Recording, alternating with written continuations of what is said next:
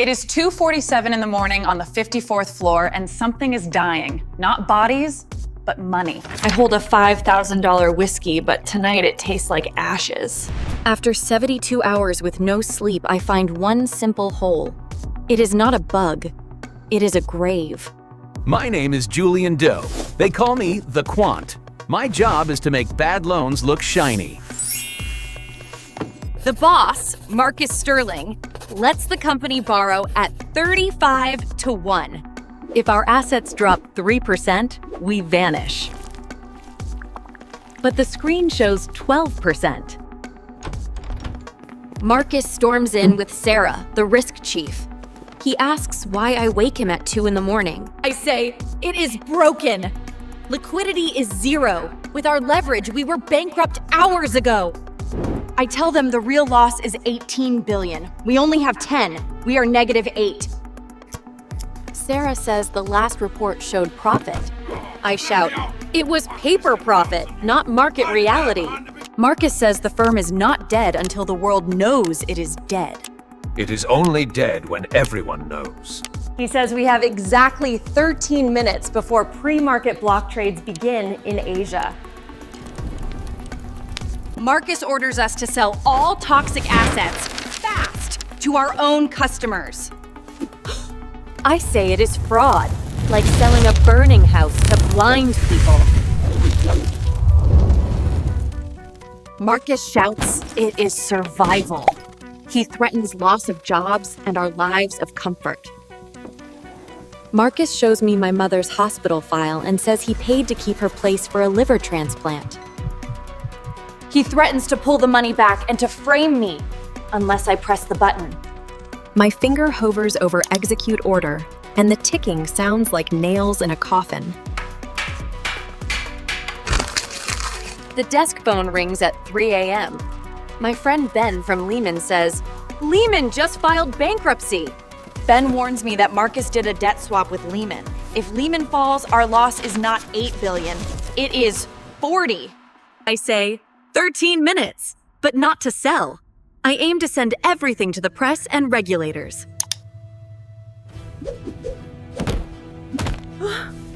Marcus attacks me and knocks the mouse away before I can send the emails. He pulls the network cable and says the whole floor blocks mobile signals. I cannot send anything out. Marcus orders Sarah to call Goran, the security chief. Goran walks in like a tank. Goran ties my hands to the chair. I cannot fight him. My chance is 0.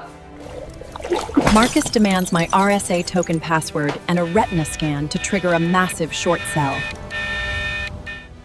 I refuse. I say I will not help him run with other people's money, even if my mother dies. Marcus shows a live camera of my mother. A doctor's hand turns the oxygen valve down.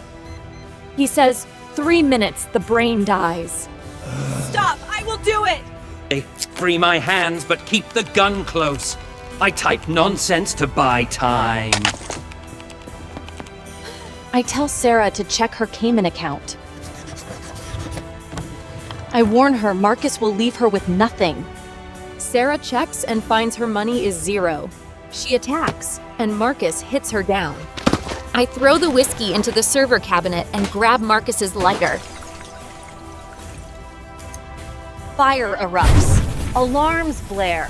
Sprinklers flood the room, and the trading system crashes. No system, no sell order. And when alarms ring, emergency exits unlock. Goran shoots my leg. I crash onto the wet floor as blood mixes with water. Marcus calls the doctor and says, turn the valve. Killer. The elevator opens. 2 new men arrive. The older man says the shadow board is not happy with Marcus. Mr. Cheng says the government needs a scapegoat. One of us gets money and a new name. The other gets prison. Heads! It is a trick! Marcus picks heads. I say I will not choose because both sides are heads. Mr. Cheng reveals the double-headed coin. Goran betrays Marcus and shoots him. Marcus screams that he will tell secrets, but he is stopped. Mr. Cheng offers me a real choice. die here, or testify and get a lighter sentence and money, and my mother will get surgery. I accept.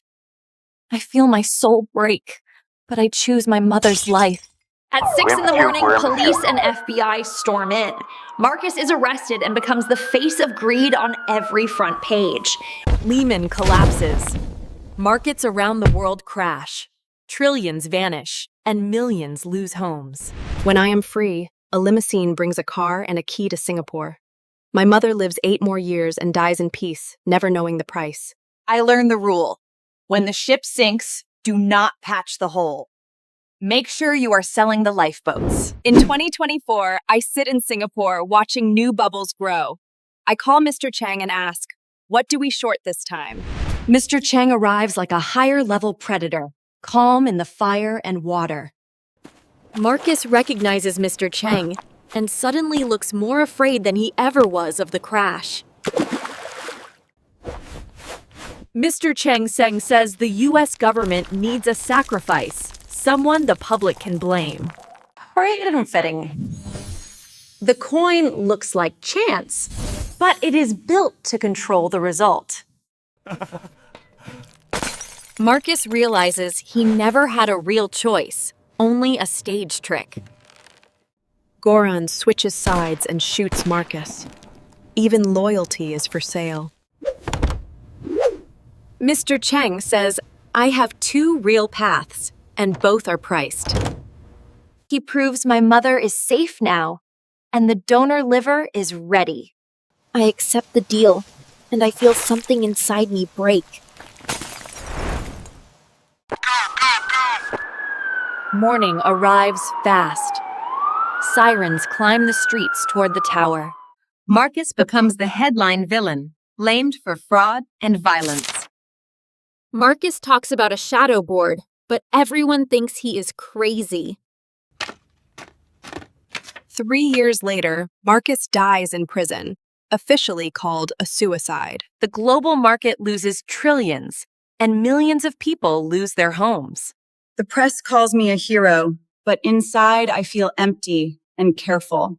In prison, I teach math to men who want a different life.